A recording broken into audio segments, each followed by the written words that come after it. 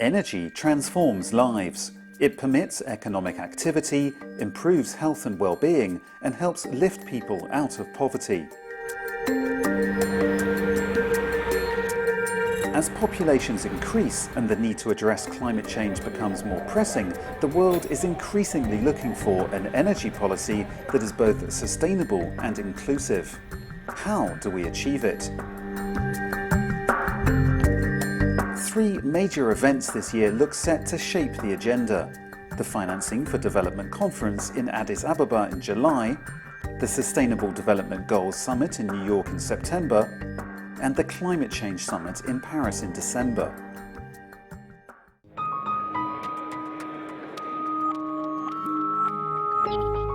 In the run-up to the events, the Vienna Energy Forum 2015 brought together hundreds of thought leaders, policymakers and energy practitioners to discuss the challenges and explore key areas to tackle. This forum is taking place at the defining moment for the humanity as in terms of the paving the way towards the sustainable development. Delegates agree that energy systems need to be overhauled to support a sustainable future. They need to be affordable, reliable and environmentally sound.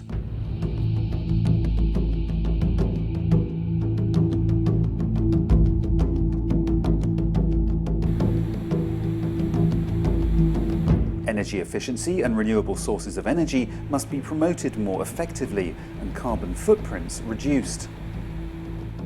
And cleaner production abilities must be advanced. The REN 21 report, which was released at the forum, suggests we're heading in the right direction, but much more needs to be done.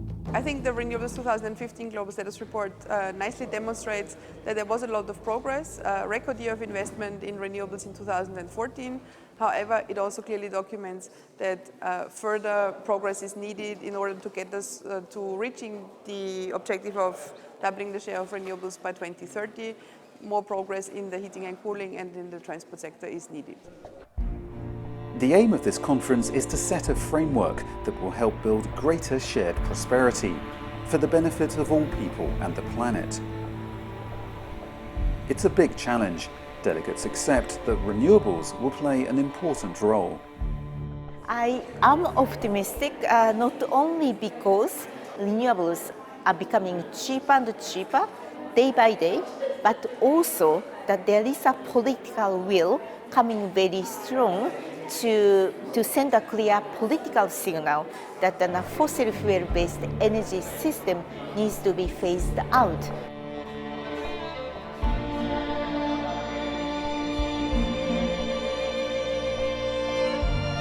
There is a lot of potential. In Central America is blessed by the weather. I mean, we have great places, where we have very high solar intensity. So for a square meter. So it's great for solar generation, for example. Now we have an ambitious plan for the development. That ambitious plan will not be successful by using a conventional way of doing a business. So we have to reduce the emission. Deemed as one of the easiest and most cost-effective ways to combat climate change, energy efficiency and its benefits were also widely discussed at the forum. The industrial sector accounts for 29% of total energy demand and also contributes almost 32% of greenhouse gas emissions.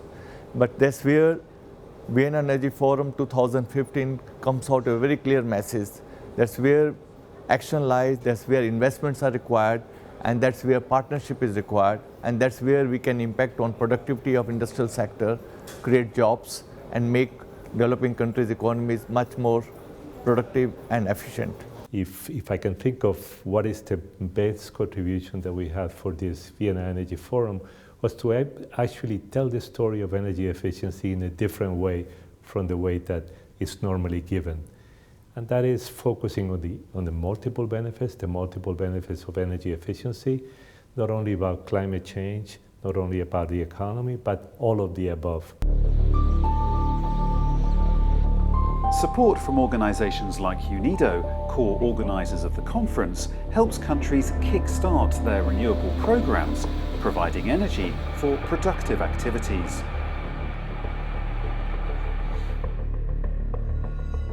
I think for industrialization to really happen, there are a few fundamental pillars. And if you ask me to name the number one pillar, I would say the energy.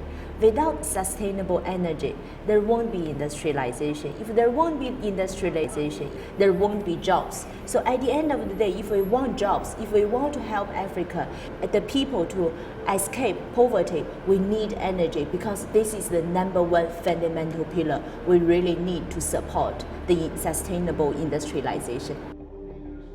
I think the forum is in itself a reflection of the interest that has been generated in energy as an important economic and necessary service for people. And you can see it in terms of the number of participants, you can see it in terms of the kinds of experiences that are being shared. I met a lot of colleagues who I share with them a lot of insights, and it's very useful to see them and to meet them and to know what's going on. I mean, you have to be involved, you need to know what's going on all over the world, and I think it's the right place. As attention now turns towards the upcoming summits and the adoption of a new set of sustainable development goals, this conference has made sure that sustainable energy has been set at the heart of the agenda.